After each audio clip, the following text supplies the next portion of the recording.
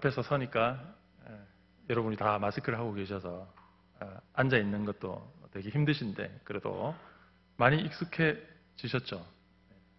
불편한 생활이지만 힘든 생활이지만 또 나름대로 익숙해지는 것 같습니다. 평소에 마스크를 안 하던 저는 평소에 안 하기 때문에 요즘같이 마스크를 꼭 해야 되는 상황이 좀 많이 불편했었습니다. 그래서 새벽 기도에도 나오다가도 엘리베이터 앞에서 마스크를 안 했다는 사실을 발견하고 다시 들어가서 마스크를 또 하고 오고 이런 지금은 이제 늘 이렇게 손에 붙어서 마스크가 일상적으로 이렇게 손에 착착 붙어 그런 이렇게 자연스럽게 된 것 같습니다. 불편하고 답답한 것이 사실이지만 그래도 사람이 또 나름대로 또 환경에 적응을 하게 되는 것 같습니다. 이 유례없는 상황을 이 전 세계가 겪고 있는 상황에서 사실 모든 것이 불편하고 답답하고 걱정스럽습니다. 하지만 오히려 이러한 상황 속에서 오히려 더 영적으로 유익한 부분도 있는 것이 사실입니다. 몇 가지가 있는데 그 중에서 제 개인적으로 유익하게 생각하는 것은 이런 특별한 상황을 맞이하게 되면서 앞으로 목회의 길을 걸어갈 목회자로서 이 목회의 본질이 무엇인가라고 하는 점을 좀 더 심도 있게 생각해보는 그런 계기가 되었다라는 점이 제 개인적으로는 좀 유익한 부분 여러 가지 중에서 하나라고 말씀드릴 수가 있습니다. 그러면서 신앙의 본질이 뭔가 또 내가 앞으로 이 교회를 이끌어가게 될 때에 교회의 본질, 주장할 것, 놓치지 말아야 할 신앙의 본질이 무엇인가라는 점을 생각하면서 이제 본격적인 목회의 청사진을 그려가는 이런 과정 속에서 많은 생각들을 해보게 됩니다. 그런 생각을 할 수밖에 없는 상황이 지금 우리가 겪고 있는 것인데요. 이러한 목회적인 고민과 묵상 속에서 초기부터 청년들과 어쨌든 할 수 있는 대로 영상을 통해서 성경 말씀을 꾸준히 지속적으로 묵상하는 그런 몸을 가지기 위해서 유튜브를 통해서 또 저녁 늦은 시간이지만 제가 묵상한 말씀을 나누고 또 들어오는 청년들이 묵상한 말씀을 또 나눌 수 있도록 채팅을 통해서 교제를 하고 이런 과정을 지금까지 해오고 있습니다. 초기에는 매일 저녁 했는데 이제 예배가 회복되어지게 되니까 예배로 대체하고 이렇게 하다 보니까 한 주중에 이틀 정도는 정해놓고 늘 그렇게 합니다. 물론 청년들에게 꼭 반드시 참석해야 된다는 강조는 하지 않도록 제가 했고 자율적으로 할 수 있도록 이렇게 줬습니다. 여러 가지 형편이 없던 것이기 때문에 그렇게 하게 되는데요. 그래서 그 말씀을 계속해서 묵상하는 본문이 마가복음 본문이었습니다. 우리 청년들이 이제 같이 하는 큐티적이 있어서 당장에 셀라이브로 하지 못하고 그렇게 하기 때문에 그래서 마가복음 본문을 우리가 묵상을 하는 가운데 이제 다 끝나고 이제 에스겔서 말씀을 묵상을 하게 되는데 마가복음을 묵상하는 동안 제 개인적으로 좀 유익했던 것은 제가 서두에서 말씀드린 것처럼 이런 상황 속에서 목회의 본질이 뭐지? 복음의 본질이 뭐지? 이런 것들을 생각하는 가운데 마가복음을 지속적으로 개인적으로 묵상하는 가운데 또 그것을 나누는 가운데 그 질문에 대한 그 답을 마가복음에서 얻어내는 또 발견해 나가는 그런 느낌이 제 개인적으로 참 좋은 은혜의 시간이었습니다.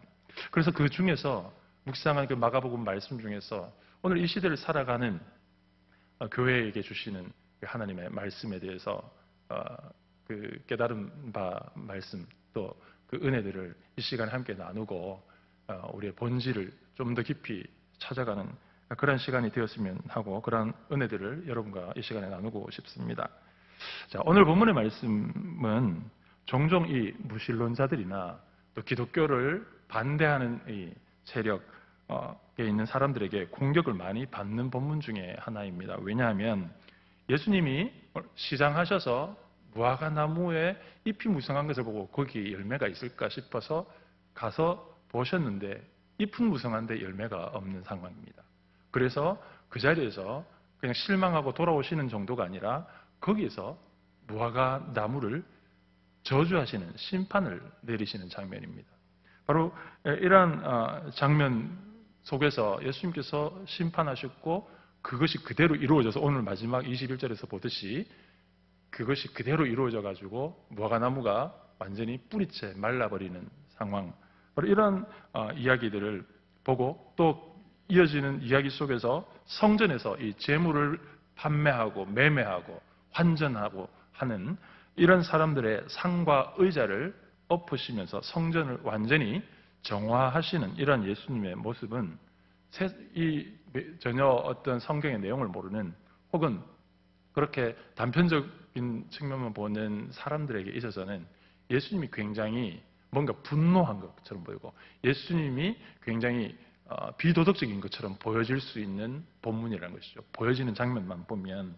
그러니까 무화과나무의 때가 사실은 열매가 없는 때인데 가서 열매를 구했는데 없으니까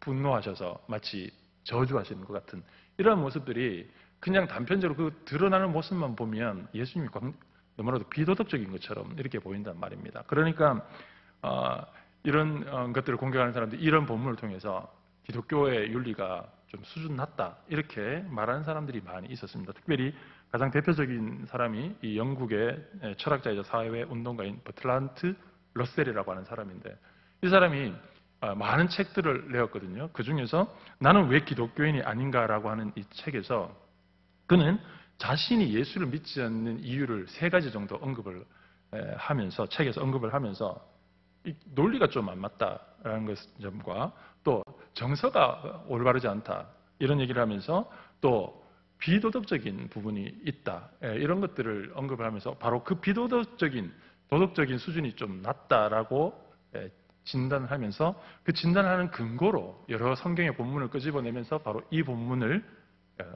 예시를 들어가지고 기독교의 윤리가 예수 그리스도의 윤리가 좀 수준이 낮다 이렇게 말하면서 오히려 소크라테스나 혹은 부처보다도 낮다 이렇게 말하면서 자신은 예수를 믿지 않는다 이런 이제 논조로 책에서 말하는 그런 철학서 그런 것이 있습니다.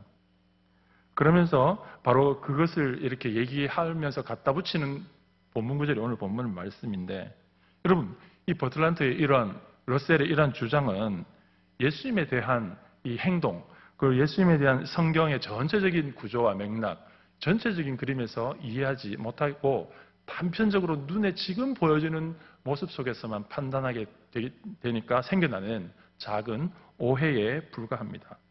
그럼 우리가 보통 어떤 사람의 말이나 행동을 제대로 이해하기 위해서는 어떻습니까? 그 사람의 평소에 말하는 습관, 그리고 그 사람의 평소에 어떤 보여왔던 전체적인 모습을 볼 때에 그 단어가 전혀 다른, 그 표현이 전혀 다른 행동으로 이해될 수가 있는 것입니다. 제 친구 중에서, 넌크리스찬 친구 중에서 욕을 굉장히 잘하는 친구가 있습니다. 근데 그 친구는 평소에 입에 욕을 달고 삽니다. 무슨 말을 하든지 간에 욕을 합니다. 그러나 그 욕을 들으면서 저는 기분 나쁘거나 저를 멸시한다거나 이렇게 생각해 본 적이 한 번도 없습니다. 그 친구는 굉장히 욕을 자연스럽게 합니다. 그리고 비하감이 느껴지는 것이 아니라 그냥 일상적인 용어로 들려지는 겁니다. 그러나 제가 만약에 그렇게 해버리기 시작한다면요, 굉장히 심각하게 받을 것입니다. 그 사람의 캐릭터가 있는 것이죠. 마찬가지로 어떤 사람의 똑같은 말을 할지라도 그 사람이 평소에 어떤 것이 있느냐, 또 그 관계가 어떤 것이냐에 따라서 그 말과 뉘앙스는 전혀 달라질 수 있는데요. 예수님의 오늘 이 행동, 이 무화과나무를 저주해버리시는, 때가 아닌 것을 아시었으면서도 가셔서 열매 없다고 저주해버리시는 장면, 그리고 성전에 가셔서 마치 폭력적으로 모든 것을 엎어버리는 것 같은 이러한 모습을 우리가 성경적인 전체적인 맥락, 또 오늘 본문 구조에서 말하는 맥락에서 이해할 필요가 있습니다. 예수님께서는 분명히 무화과나무의 때가 그 때가 아니라는 것을 모르시지 않았음에도 불구하고 열매를 찾다가 없어서 무화과나무를 저주해서 말려버렸고, 또 성전에 매매하는 사람들의 모든 것을 엎어버렸습니다. 여러분, 이 예수님의 행동은 먼저 성경의 전체적인 맥락에서 이해할 필요가 있는데, 그것은 무엇이냐면 바로 이 예수님의 독특한 행동, 좀 납득이 되지 않는, 우리 상식선에서 이해가 되지 않는 그런 행동들은 예수님께서 의도적으로 하시는 것인데, 그 의도적인 것이 무엇이냐면 이것은 바로 이 구약의 예언자들의 모습에서 살펴볼 수가 있습니다. 구약의 예언자들을 여러분이 읽어보시면 구약에 등장하는 많은 예언자들이 하나님의 말씀을 이스라엘 백성에게 전할 때에 각각 독특한 방법으로 말합니다. 이렇게 그냥 설교 형식으로 말하는 형식으로만 전하는 것이 아니라 그런 것도 있지만 어떤 특별한 행동을 통해서 어떤 상징적인 행동을 통해서 강렬하게 메시지를 전하는 방식이 많이 등장을 하게 됩니다. 가령 예를 들게 되면 이사야 같은 경우는요, 하나님의 말씀에 아주 중요한 메시지를 전파하기 위해서 말씀해 보면 벌거벗은 채로 완전 전라의 몸으로 온 거리를 활보하는 이런 특이한 행동을 하나님으로부터 명령받습니다. 그래서 이사야서 20장에 보면 바로 그런 내용이 나오거든요. 신탁을 받았는데 그것을 말로 설명하는 것이 아니라 행동으로 보여주는데, 정상적으로 보면 전혀 맥락을 알지 못하면 그 사람은 정신병자의 모습이지 않습니까? 길거리를 벌거벗고 돌아다니는 모습이 이 예언자 이사야가 하나님의 말씀을 받아서 하는 행동이었다는 것이죠.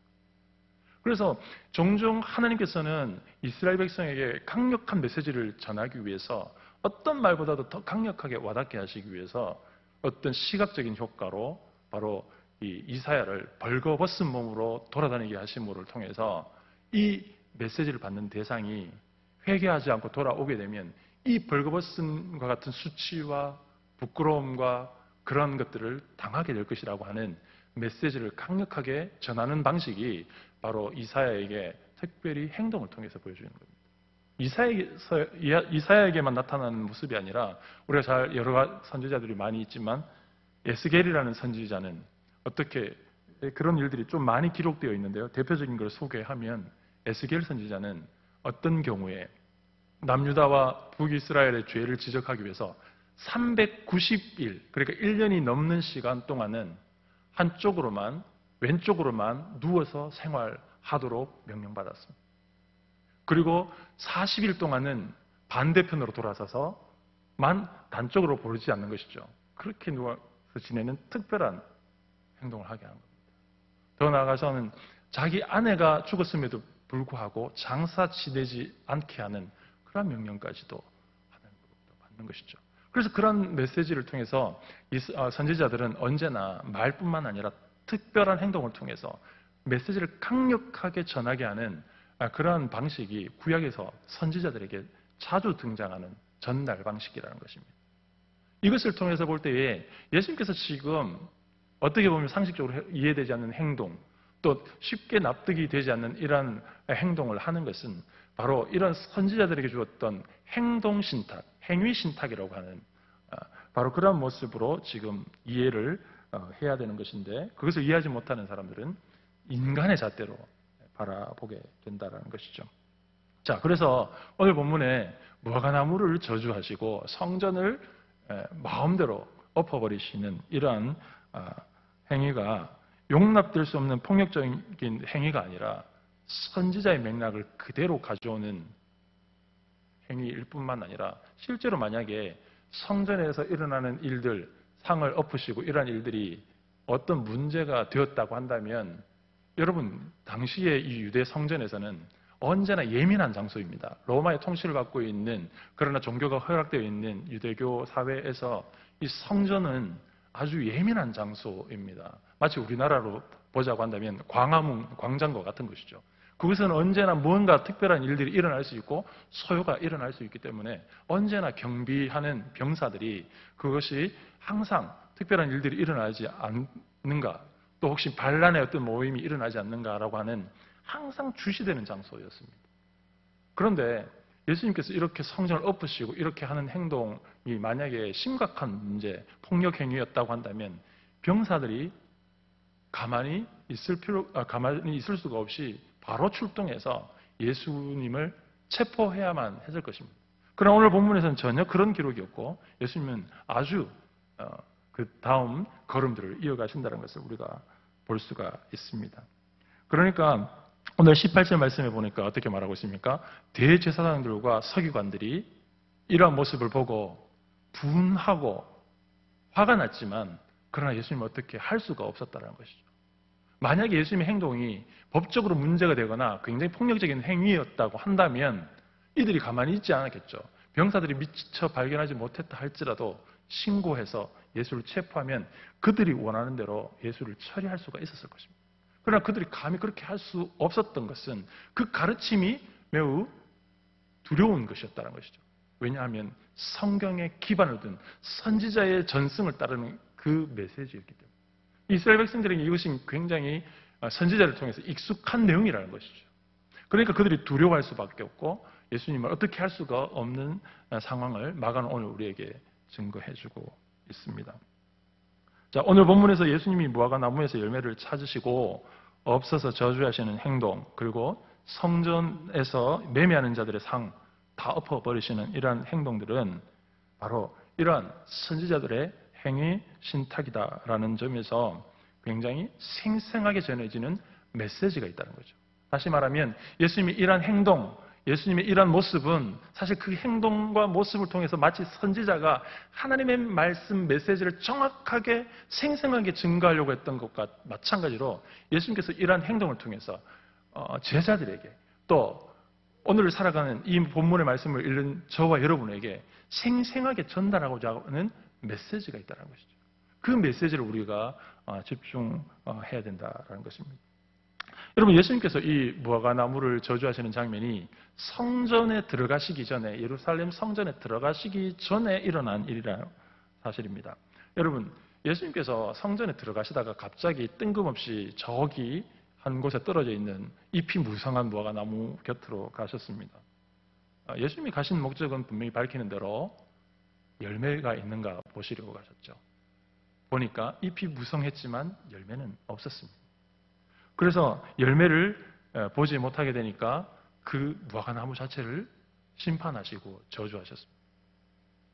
앞서 말씀드린 대로 예수님의 이 예언자적인 행위 신탁이라고 하는 이런 측면에서 보면 분명히 뭔가 대단한 종교적인 열심과 모습은 있지만 그러나 정작 열매라고 할 수 있는 것이 없는 그 시대의 수많은 성도들에게 특별히 제자들에게 던지는 메시지가 있다는 것이죠. 그래서 14절 말씀에 마가는 이렇게 말합니다. 이 모든 행위들에 대해서 제자들이 듣더라라는 사실을 우리에게 분명하게 밝혀줌으로 인해서 거기에 중요한 메시지가 있다는 사실을 복선으로 깔고 있다는 겁니다. 그래서 열심도 있고 모양새도 갖추고 있지만 정작 열매가 없는 신앙 생활은 결국 저주의 심판을 받을 수밖에 없다는 메시지를 이 무화과나무 저주에서 담아내고 있는 겁니다. 그 행동이 우리의 인간적인 잣대로 이해가 되지 않을지는 모르지만 그러나 그 행동을 통해서 그 모습을 통해서 우리에게 선명하게 도전하고 있는 메시지는 뭡니까? 우리의 신앙생활이 대단히 종교적인 열심과 뭔가 있다 할지라도 어떤 프로그램이 있고 뭔가 대단한 것이 보여주고 그래서 모여진다 할지라도 그곳에서 진짜 본질적인 것 주님이 찾으시는 열매가 없다면 그것은 오히려 심판받을 것이다라는 굉장히 엄중한 메시지를 담아내고 있다는 것이죠.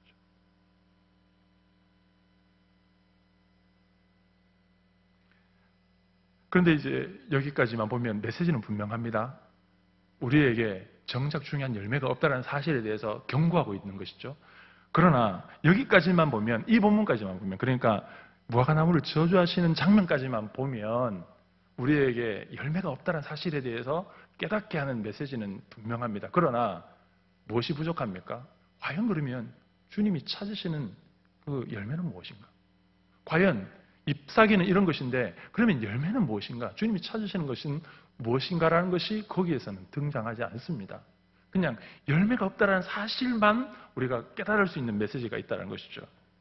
자, 그래서 오늘 이 본문은 이제 성전을 정화하시는 장면까지 연결되고 있고 그 속에서 진짜 메시지가 담겨 나옵니다. 여러분, 주님은 신앙의 이파리가 아니라 열매를 찾으시고 열매로 주님의 심판대 앞에 서게 된다는 사실을 우리에게 엄중하게 경고하셨습니다. 하지만 주님이 찾으시는 신앙의 본질, 그 열매는 무엇일까요? 그것은 이후에 드러난 본문을 통해서 우리가 발견하게 되는데, 여러분, 그 마가는 이 무화과나무를 저주하시는 장면 다음에 성전을 정화하시는 장면으로 이야기를 전개해 나갑니다. 이야기의 순서상 그렇게 될 수밖에 없겠죠.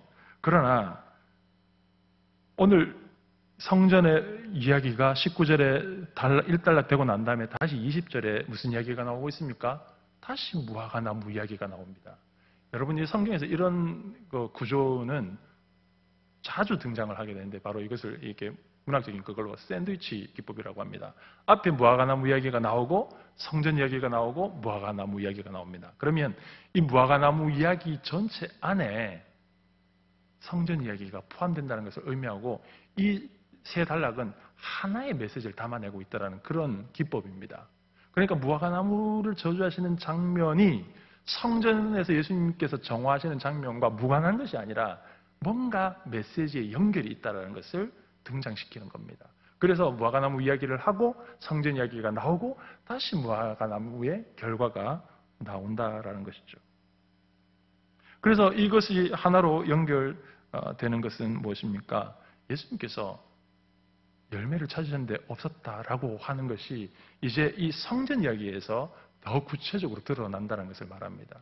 그래서 예수님께서 성전을 정화시키러 성전에 들어가 보시니까 어떤 일이 펼쳐지고 있었습니까?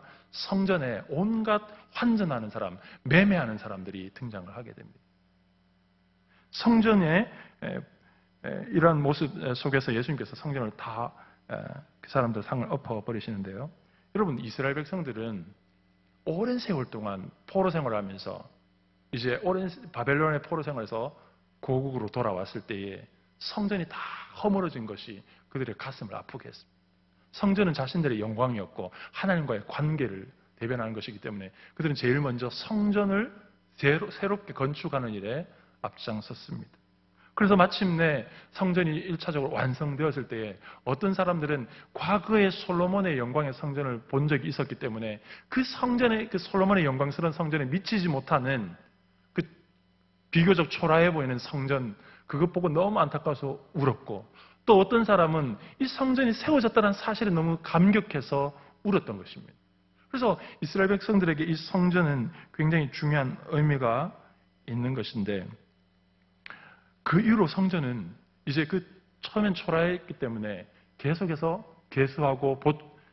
개축하고 보수하는 일이 40년 동안 이어졌습니다.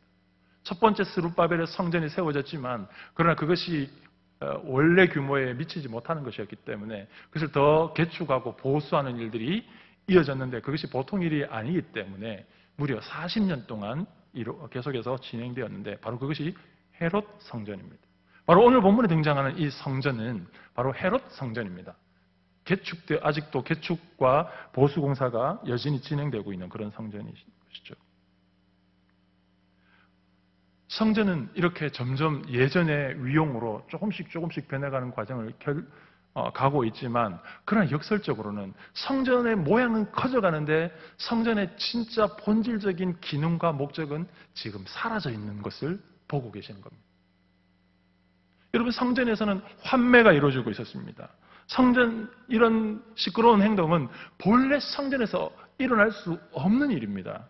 여러분, 우리가 열왕기상 6장을 보면요. 솔로몬이 성전을 건축하는 장면이 나옵니다. 최초의 성전을 건축하는 장면이 나오는데 거기서 굉장히 여러 가지 의미들이 있지만 여러분에게 소개하고 싶은 것은 그 돌로 만들어지는 성전. 그래서 산에서 돌을 떠올 때에 그 돌을 가져와서 공사하는 현장에서 다듬고 준비해서 하면 굉장히 일이 쉽습니다. 그러나 그럼에도 불구하고 하나님께서는 솔로몬의 성전을 지을 때에 그 산에서 돌을 떠서 가져오기 전에 거기서 다 다듬고 재단해서 치수를 다 맞춰서 완벽한 제품이 되고 난 다음에 가져와서 여기서는 세우고 조립만 할 수 있도록 허락하셨다는 겁니다.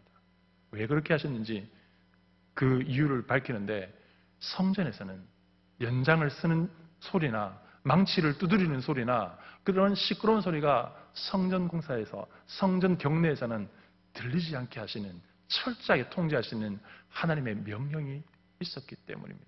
무엇을 말해 줍니까?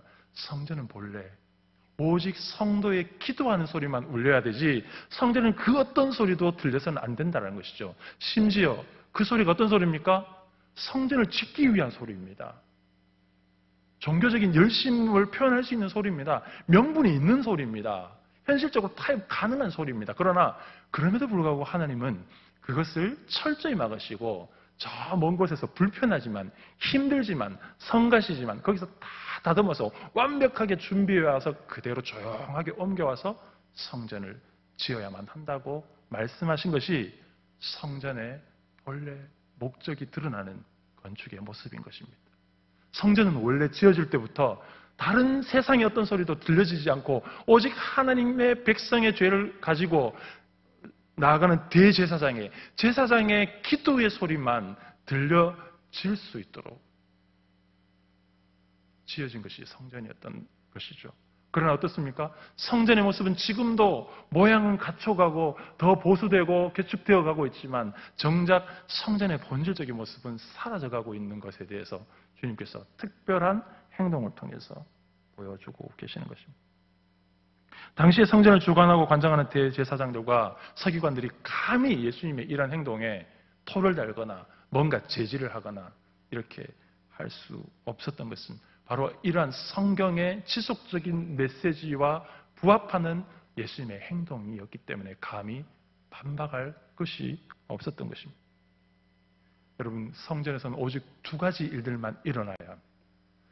하나님께 기도하는 기도의 소리와 그곳에서 백성의 죄를 대속하는 사하는 소리만 성전에 있어야만 하고 그 성전에 가득한 소리여야만 하는 것입니다. 죄인들을 중보하여 하나님 앞에서 간구하는 백성들의 기도의 소리가 날마다 들려야 하는 곳이 성전이라는 것이죠. 성전의 모양이 갖춰지는 것이 중요한 것이 아니라 성전에서 울려지는 소리가 기도의 소리여야 한다는 것입니다. 그리고 그 속에서 죄를 도말하시는 하나님의 은혜에 덧입혀 주시는 은혜만이 성전에서 일어날 수밖에 없는 일이라는 것이죠. 그런데 지금 이 성전은 어떻습니까? 온통 환매하는 소리만 있습니다. 온통 돈 바꾸는 시끄러운 소동만 있습니다.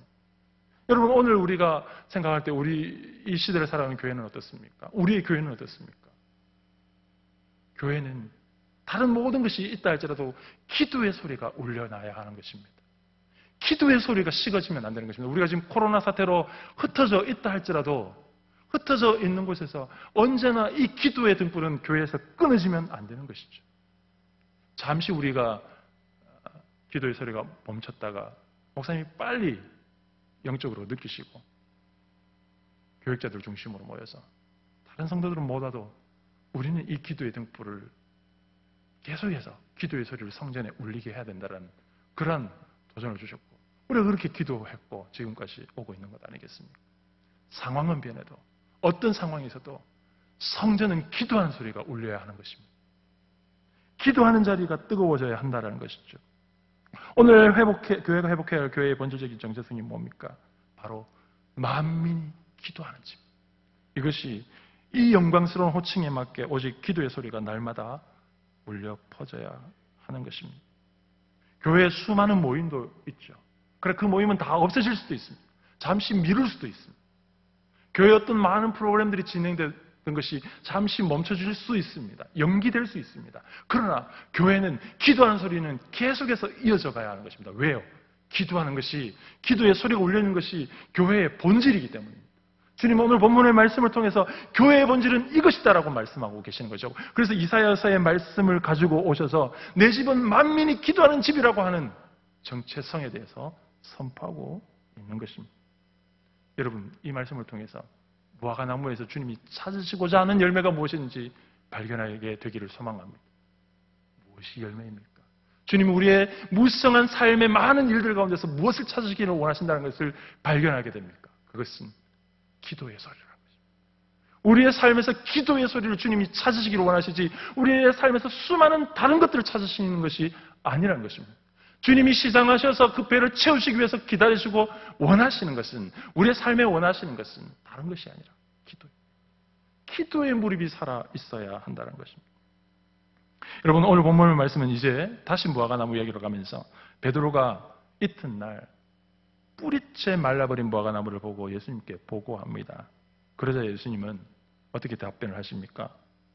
믿음의 능력으로 나타나는 기도와 용서에 대해서 뒤에 이야기를 합니다. 우리가 21절까지 읽었지만 이하의 말씀을 보면 예수님의 대답이 이것입니다. 두 가지. 기도와 용서에 대해서 말씀하십니다. 뭡니까? 앞서 말씀드린 대로 성전에서 일어나야 할 두 가지 것에 대해서 언급하고 계시는 겁니다. 성전에서 일어나야 할, 성전에 본질적으로 있어야 할 것, 기도하는 소리와 대속하는 소리. 대속하는 은혜. 그것이 성전, 진짜 성전의 모습이라는 것입니다. 그래서 어떻게 말하고 있습니까? 지금 보여지는 이 성전은 곧 무너질 것. 예수님께서 여기에 보면 성전을 정화하시는 장면만 등장하지만 요한복음이나 이런 다른 복음서를 참고해보면 예수님께서는 성전을 깨끗하게 정리하시는 정도만을 멈추는 것이 아니라 성전이 완전히 멸망하고 다시 무너질 것에 대해까지도 염두에 두고 있다는 것을 알 수가 있습니다. 마치 무화과나무가 저주에서 말라버린 것처럼 지금 눈에 보이는 이 성전, 점점 개축되어져 가고 보수되어져 가는 이 성전이 반드시 언젠가는 무너질 것에 대해서도 염두에 두고 있다는 것을 우리가 복음서를 통해서 알 수가 있는데요. 여러분, 눈에 보이는 성전은 없어져도 우리의 삶에 흩어진 곳에서 성전이 세워지는 방법이 있습니다. 그것은 뭘까요? 그것은 우리의 삶에 기도의 잔을 쌓으면 우리의 삶의 기도의 소리를 높이는 바로 그곳이 만민의 기도하는 집이라는 영광스러운 이름의 성전이 세워지는 것입니다. 그래서 우리는 흩어져서 있을 수 있습니다. 그러나 흩어져 있어도 우리가 결코 놓치지 말아야 할 신앙의 마지노선은 다른 것 다 포기하고 못해도 기도의 자리는, 기도의 시간은 지켜야 하는 것입니다. 바로 그것이 이 시대를 이 유례없는 상황 속에서 살아가는 성도가 끊임없이 붙들어야 하는 신앙의 줄인 것입니다. 이제 눈에 보이는 성전이 완전히 무너지고 없어져도 그리스도를 모시고 성령이 거하시는 우리가 성전이기에 우리가 바로 만민이 기도하는 집이 되어야 하는 것이죠. 여러분, 이러한 모습 우리는 다니엘을 통해서 볼 수가 있습니다. 다니엘은 성전이 무너진, 성전이 없는 그러한 시대를 살았습니다. 성전을 찾아갈 수 없는 환경 속에 살았습니다. 바벨론이라는 곳에서 살았습니다. 그리고 그게 통치를 따라서 사는 사람이었습니다. 그러나 그런 상황 속에서 다니엘이 결코 놓치지 않았던 한 가지가 무엇입니까? 전에 하던 대로. 비록 기도의 금지 명령, 그래서 사자굴에 던져질 수 있다고 하는 무시무시한 이러한 말도 안 되는 법령이 있었음에도 불구하고 다니엘은 7장 말씀 속에 있어요. 그럼에도 불구하고 전에 하던 대로 하루에 3번씩 창문을 활짝 열고 성전을 향해서 기도했다. 이것이 오늘 이 시대를 살아가는 저와 여러분에게 주는 도전이 되어야 하는 것이죠. 우리의 상황이 어떻게 변화한다 할지라도, 어떤 것이 우리를 막는다 할지라도 우리가 날마다 전에 하던 대로 영적인 습관대로 하나님을 향해서 기도하는 기도의 삶이 될 때 흩어진 바로 그곳이, 우리가 있는 바로 그곳이 하나님의 거룩한 성전이 되는 것입니다. 바로 이러한 시대에 그러한 성전을 회복하면서 우리의 삶에 기도가 회복되어지고 기도가 더 강해져서 우리의 삶이 만민이 기도하는 집이라고는 영광스러운 칭호답게 거기에 걸맞는 삶을 살아야 하는 것입니다. 사랑하는 성도 여러분, 지금 우리가 어려운 상황에 있다 할지라도 결코 놓치지 말아야 할 경건 생활의 마지노선은 삶에서 기도의 소리가 계속 유지되도록 하는 것입니다. 여러분, 우리가 흩어져서 공간은 따로 예배를 드리고 있지만 우리가 반드시 지켜야 할 것이 무엇입니까? 신앙의 마지노선이 기도라고 한다면, 경건생활의 마지노선이 기도라고 한다면 우리가 이것을 유지하기 위해서 놓치지 말아야 할 것은 시간입니다. 여러분, 우리가 흩어져서 다양한 시간 속에 예배를 드리고 있고 또 온라인으로 함께 하려고 하는 그런 과정 속에 있지만, 그러나 공간은 떨어지고 처소는 떨어지고 서로 대면할 수는 없지만, 그러나 우리가 지켜야 할 마지노선은 뭡니까? 예배의 시간입니다. 공적인 장소의 시간입니다. 이 기도의 시간입니다. 이곳에 다 나오지는 못하도, 그래서 영상으로 본다 할지라도, 아니 영상이 없다 할지라도 그 초소에서 이 시간, 기도하는 시간을 지켜야 한다는 것이죠. 우리의 예배의 시간을 지켜야 한다는 것입니다. 우리의 예배의 태도를 분명하게 해야 된다는 것입니다. 그냥 아무렇게나 예배를 드리는 것이 아니라, 그냥 아무렇게 누워서 소파에 누워서 하는 것이 아니라 하나님 앞에 정직하게 태도와 시간을 분명히 하면서 기도가 끊어지지도 않도록 하게 될 때에 하나님 이 성전에서 기도하는 기도를 들으시고, 메뚜기가 토산을 먹을 때, 재앙과 연병이 땅을 덮을 때에 내 이름으로 일컫는 내 백성이 성전을 향하여서 기도할 때에 들으신다는 약속의 말씀이 오늘 우리의 상황 가운데서도 응답되게 되는 줄 믿습니다. 우리의 삶에 기도의 단을 쌓아나가는 저와 여러분의 삶이 되기를 또한 이러한 예상하지 못한 고난과 말세의 환란을 견뎌낼 수 있는 오직 은혜의 방편, 그것 역시 오직 기도의 무릎을 통하여 누릴 수 있게 된다는 사실을 기억하시고 신앙의 마지노선 이 기도의 자리를 늘 시간과 충분한 시간으로 지켜내가는 저와 여러분이 되기를 간절히 소망합니다.